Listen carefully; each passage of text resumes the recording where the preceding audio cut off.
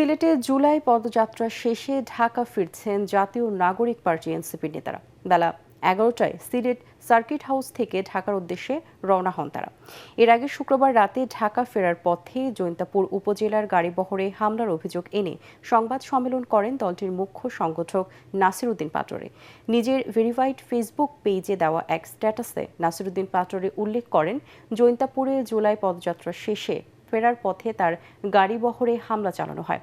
হামলাকারীরা একটি মাইক্রোবাসের কাঁচ ভাঙচুর করে।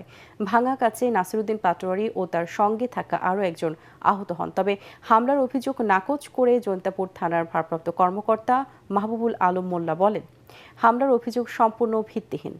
আমরা তো ওনাদেরকে সসম্মানে গাড়ি ঢুকে দিচ্ছি। আর হরিপুর থেকে তো আমরা স্কোর দিয়ে নিয়ে আসছি ইয়াতে জৈন্তা গেটে। এক সেকেন্ডের জন্য ওনারা দাঁড়ায় না এটা কোথাও, যে ইনসিডেন্ট হচ্ছে। আমার পিছনে আমার সেকেন্ড অফিসার ছিল প্রোটোকলে, আমি ছিলাম। এটা আমি পার্সোনাল জায়গা থেকে তারেক রহমানের উদ্দেশ্যে বলবো, আপনি মস্ত বড় একটা ভুল করেছেন। আমাদের জীবন নিরাপদ না যে আপনার শাসনামলে, এটা আজকে বাস্তবায়ন হলো। যদি মাথায় ইটটা হাতে না লেগে মাথা লাগতো, তাহলে এতক্ষণ আমি জীবিত থাকতাম না।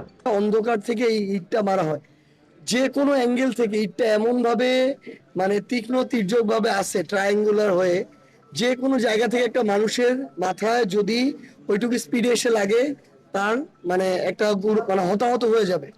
আপনারা দেখলে বুঝবেন পুরো গ্লাস ভেঙে পড়ে আছে। আর পুলিশ একটা কথা বললে হয়েছে।